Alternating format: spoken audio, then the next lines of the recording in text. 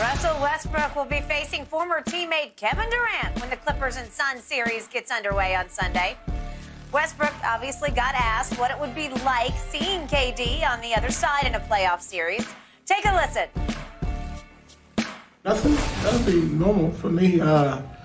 There's no I think people still think like there's some beef or something. There's no beef of any sort. I think that's the good narrative for for media, for people to talk about. But there's no beef, man. I got nothing but respect for him and things he's done with his career, and happy to see him back from injury. There's no beef at all, but he knows I'm gonna compete, and I know he's gonna compete.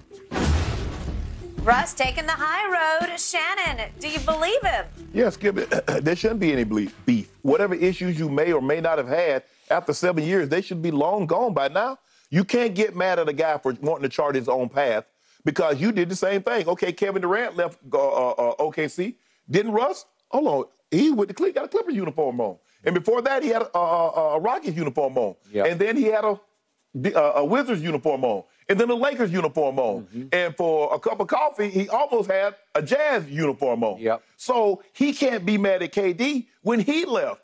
And considering KD did give him a text, he tried to sneak out of town and didn't tell Paul George. The word got back to PG that he wanted out. Yep. That ain't none of my business, though, Skip. I don't even know why I brought it up. Okay. Look, I get it. I know Russ is tired of being asked this question. KD, and did he tell you, and how much you... And people change jobs all the time and don't tell their co-workers. Well, I got to tell you where I'm going to get me another job. I'm going to keep it to myself because you're going to run back and tell everybody else. And before I even get the job, you're going to probably try to sort it up. Yep. So I ain't telling you nothing. KD was well within his right. That's a grown man. His contract was up. He left. He didn't ask to be traded. Now, he did with Brooklyn. That's a different story. We're talking about this situation. But Skip, look, they played together for 8 years, made 6 straight playoff appearances, went to the finals, if I'm not mistaken, went to the Western Conference Finals, I think, 4 times, went to the NBA Finals in 2012. They lost. Skip, they had a great run. It had a good run. It wasn't great because as talented as those two are, they probably should have got a title. They didn't. It's over. And if I'm going to take Russ at his word, he says there's no beef. KD says there's no beef. And after 7 years, what's the beef about? Hey, the old lady says, where's the beef? Where's the beef? Wendy's. Okay. Yeah. So it should be, after 7 years, there should be no beef. Yeah. So Russ is happy with what he has going on. I'm sure KD is happy with what he has going on. There should be no beef whatsoever. KD just became increasingly frustrated that he didn't feel that he could reach his ultimate destination playing in OKC, playing alongside Russ. And that's okay. All right. You could be right about everything you just said. I don't think you are right. I think there's deep, unspoken beef on Russ's part. On Russ's part, not on Kevin's part. Okay. Now, if we want to go fast food analogy, it's like Arby's. We've got the meats, right? Russ still got the meats, as in lots of beef. Okay. Right. Here's what I know. The biggest bombshell that I have ever experienced in a basketball context in all the years that I have covered and closely followed the National Basketball Association dropped on July the 4th, just before you and I started here. Right. And it was, what?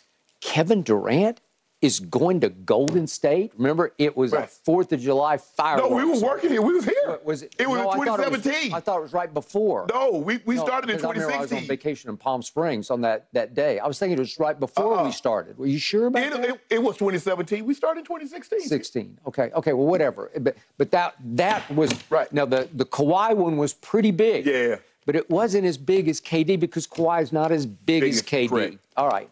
Now, there have been other bombshells, just for perspective, like Magic HIV. I was like, what? Oh, yeah, that was 91. Yeah, okay, but that's out of basketball. Yes. And Jordan coming back. Or leaving. Right. Wait, Jordan's going to play baseball? The first time. No. I don't think anybody was shocked by the second time. No. The first time. Yeah. Those are out of the basketball context. Yeah. That doesn't involve teams and trades or free agent moves or whatever. All right. What had happened, and again, I've said this before, I'm going to say it one more time for the sake of this discussion, is that Kevin, according to a source very close to him, finally decided, I've been with this still very young player, my little brother Russ, and there's no animosity on Kevin's part at all. Right. Except he just decided I can't win with him as my primary decision maker on every possession because Kevin never dribbled the ball up the floor. Russ did. Right. And you know and I know, Russ is headstrong. He's a two-guard masquerading as a point guard. Mm-hmm. He can score it. He's capable of winning an MVP because once Kevin left the first year, he won it. Okay, we get that. But Kevin finally said, I still love him like a little brother, but I got to go, man, because I'm going into my 10th year, and I got nothing to show for it ring-wise. And they had Golden State down, as you keep pointing out, 3 games to 1. That was KD and Russ. They had them down dead to rights. Yes. And they let him up off the mat in Kevin's point of view because I got to deal with this guy making bad decisions because you know and I know Russ will make some bad decisions. Correct. Some boneheaded, what are you thinking, Russ decisions? And Kevin finally said, well, I got to max my opportunity to win a ring. Well, where should I go? Those guys love me. They want me. They flew across the country to Long Island to recruit me. I'm going there. I don't care what the internet says. I don't care what anybody says. I'm going to go win a ring. And by God, he went and did it. Right. And he didn't just go along for the ride to get the ring. He was the finals MVP, and he turned right around. Did it again. And did it again. So he validated. It wasn't a one-shot deal. It wasn't an aberration. He back-to-backed it. Correct. Okay, and Shannon has to sit back and say, okay, I give it up. He did it. Right? He did okay, it. you did it twice. Remember Russ, the first time Kevin went to the finals, he posted that he's watching Sister Act 2 because it was killing him. And I don't blame him because he got blindsided. Kevin didn't keep him in the loop on that bombshell decision. Well, he didn't. I mean, Russ heard it the way you heard it, and I heard it. What? Well, you say he got a text, but I guess it was... No, it was after the fact. Yeah, after he knew what was happening. That's what you should. Okay. You ain't in there to circle. Okay.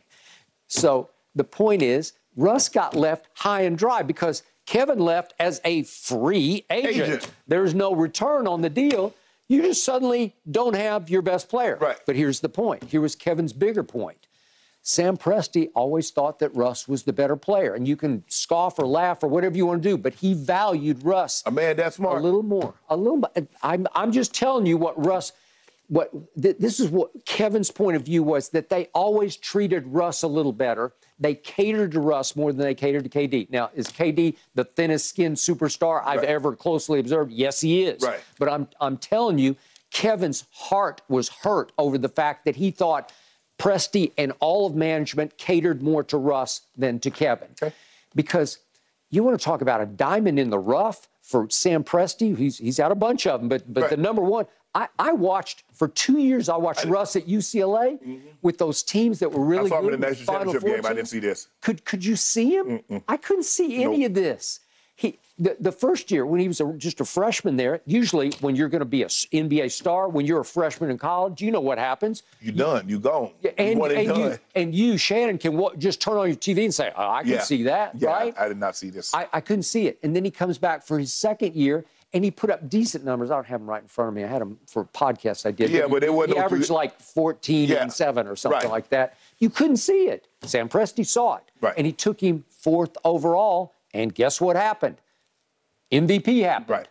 And 4 triple-double, averaging triple-doubles in 5 years happened, which you and I thought we'd never see 1 year like that since Oscar obviously back in 1963. But who thought anybody could do it in the modern age? Right. Modern era, because they had more possessions back in those days. Russ did it.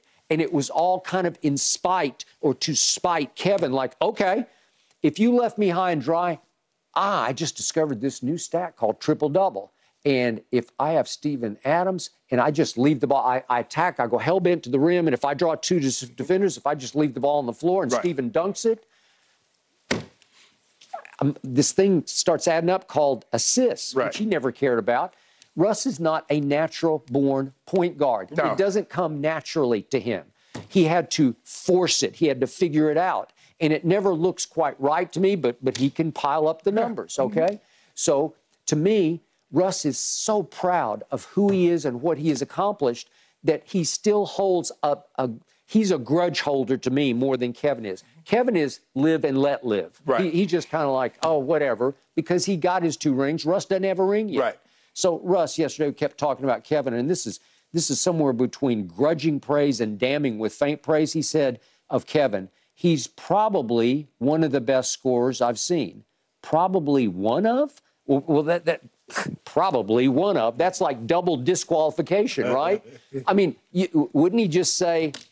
You know, Russ think he's a scorer too, right? Does he? And he can be. Okay. So to me, deep down, remember that first game? We were definitely here. So. Because I was once again on vacation. The first time they played against each other was Golden State at Oklahoma City, and they're just screaming back and forth and pointing at each other. Right. That's Russ. And Kevin, if you challenge him, he will respond in kind, and he was responding. But I did love what Russ said. Is that the one that had the cupcakes? Remember they had the cupcakes? I forgot about the cupcakes. That was in the summertime. Wasn't Paul George involved in the cupcakes? It might have, but I know everybody had cupcakes. Yeah. That was their thing.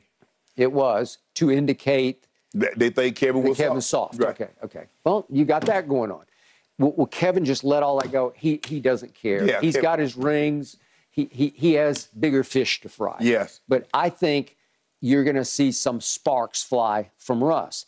And he did say he knows I will compete. Well, yeah, he will. And you don't think this is a huge series for Russell Westbrook? He's having a hard time sleeping, getting ready for this because he is so geared up to try to show Kevin. This is what you left. Yeah, this is what you left behind.